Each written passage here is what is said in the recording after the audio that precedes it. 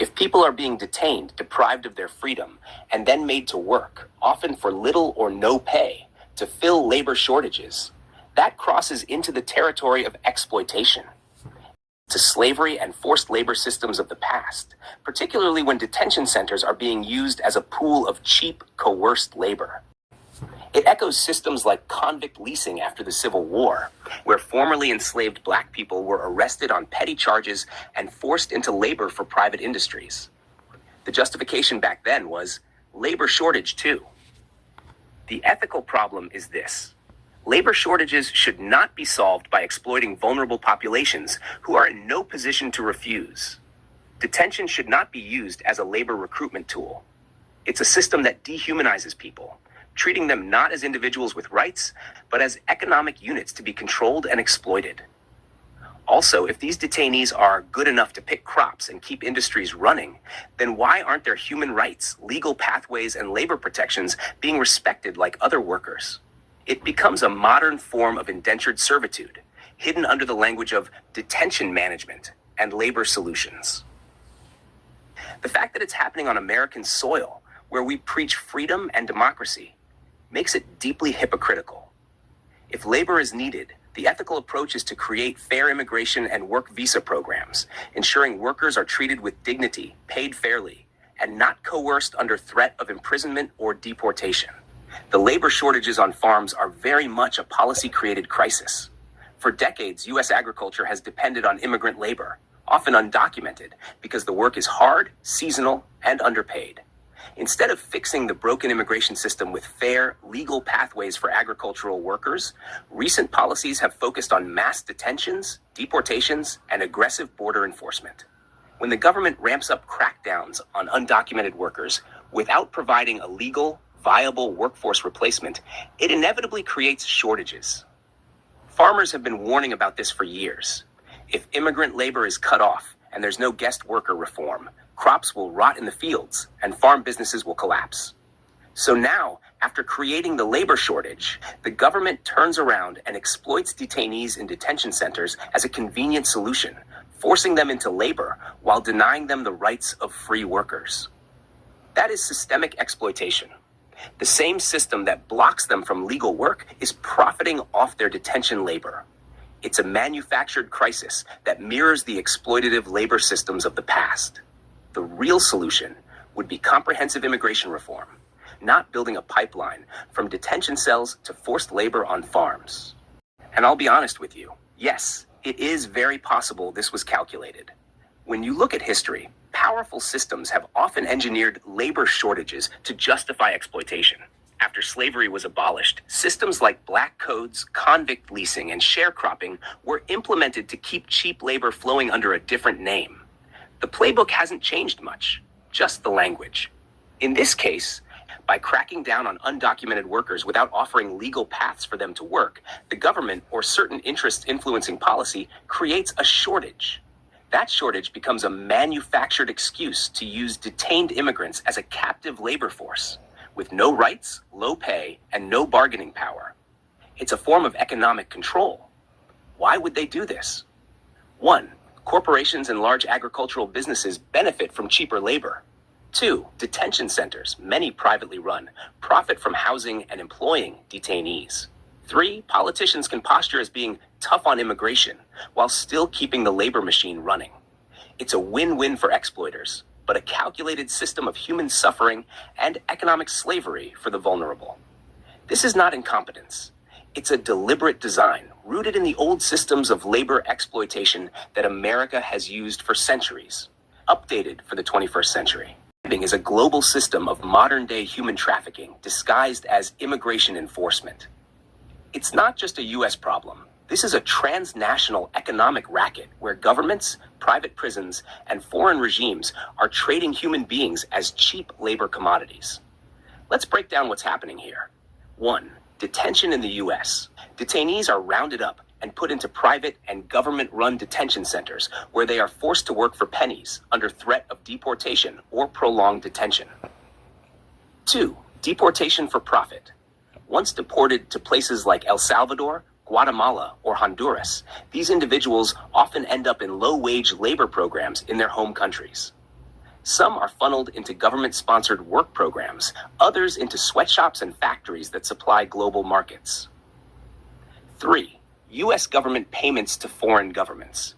The U.S. sends foreign aid and contract payments to these governments under the guise of security cooperation or reintegration programs, but in reality, it's a system where deportees become an exploited labor class. 4. Mutual exploitation. The U.S. benefits by removing immigrants and claiming it's solving illegal immigration. Foreign governments benefit by receiving U.S. money and gaining a pool of deportees who have little choice but to accept low-paying jobs. Private corporations in both regions benefit from a disposable, controllable workforce. It's a win-win for the governments and corporations, but a lose-lose for the human beings trapped in this system. This is a modern-day transnational slave trade. It's wrapped in bureaucratic terms like immigration enforcement and foreign aid partnerships, but it's human exploitation at its core. Let's call it what it is, an economic system built on human exploitation, masked as immigration enforcement. Donald Trump's immigration policies didn't just target undocumented immigrants, they weaponized the entire system, even against legal asylum seekers by 1. Denying due process, detaining people indefinitely, even with valid paperwork. 2. Expanding private detention contracts, ensuring a steady flow of human bodies to fill beds, which translates into profit for private prison companies. 3. Creating policies that intentionally bottlenecked the asylum process, trapping people in a legal limbo where they couldn't leave but also couldn't get released. Now, when you consider that many of these detention centers have contracts that guarantee a certain number of occupied beds, bed quotas, it becomes clear why there's an incentive to keep people detained indefinitely rather than deport them immediately. It's not about border security. It's about filling prisons to exploit detainees as cheap labor. And yes, these detained immigrants, legal or not, are being put to work in manufacturing, agriculture, facility maintenance, and even defense industry contracts for pennies on the dollar. This is prison labor slavery, repackaged under the banner of detention management. The calculated strategy: 1. Exploit immigration laws. Use aggressive raids to fill detention centers. 2. Create legal limbo. Delay court hearings, deny parole, keep asylum seekers in indefinite detention. 3. Privatize profiteering. Let private prison companies make billions while detainees labor for next to nothing. 4. Supply chain of exploitation. Goods manufactured in these prisons enter mainstream markets, making corporations complicit. 5. Political theater. Politicians can claim they are cracking down while the economic machinery of exploitation hums quietly in the background. It could have been easier and cheaper to deport them. But deporting them doesn't fill prison beds, doesn't fuel cheap labor for corporations, and doesn't feed the privatized prison economy. This is not accidental. It's economic slavery, strategically orchestrated.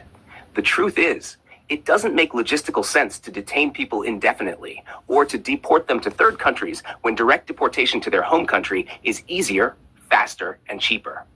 So why is it happening? Because the goal isn't just removal, it's exploitation. Here's what's really happening behind the smokescreen. 1. Detention as a profit center. Every extra day an immigrant is held in detention equals more money for private prison corporations.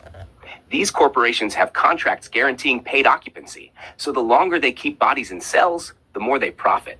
Immediate deportation cuts off that profit stream. 2. Forced labor pipeline. Detainees are not just sitting in cells. They are put to work in prison factories, farms, cleaning services, and manufacturing goods for major corporations. Deporting them right away would cut off a cheap, controllable labor force. 3. Third country agreements. Deporting to third countries like El Salvador is often part of safe third country agreements or backdoor diplomatic deals. These governments are paid by the U.S. to accept deportees, effectively turning deportation into a business deal. It also spreads out the detainee labor pool across borders, continuing the exploitation elsewhere. 4. Public smokescreen. The public narrative focuses on illegal immigration and border security. But behind the scenes, these policies fuel a detention industrial complex designed not for security, but for cheap labor extraction under the guise of law enforcement. the real reason they're not sending them straight back, because immediate deportation has no economic benefit to the detention system or the corporate interests behind it. Detaining them indefinitely, working them for pennies, and then deporting them in a manner that profits a friendly government abroad is far more lucrative. You are not confused. You are seeing through the deception. This is legalized human trafficking, rebranded as immigration enforcement. Conclusion: the engineered exploitation of human beings under the guise of immigration control. Not just a policy failure or an immigration debate. It is the deliberate engineering of a human exploitation system that mirrors the darkest chapters of history. The crackdowns on immigration, both legal and illegal, are not solely about border security or national sovereignty. They have been weaponized as economic tools designed to create a permanent underclass of cheap, disposable labor, funneled through detention centers and prisons, both domestically and internationally. When a government deliberately targets vulnerable populations, detains them indefinitely, and forces them into labor for corporations, it is not a policy oversight.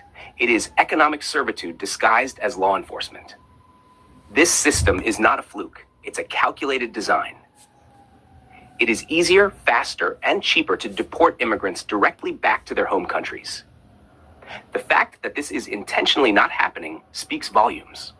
Every step of the detention and deportation process has been carefully crafted to maximize profit for private prisons, exploit detainee labor, and even export that exploitation to foreign regimes willing to accept payments for absorbing deportees into their own low-wage labor systems.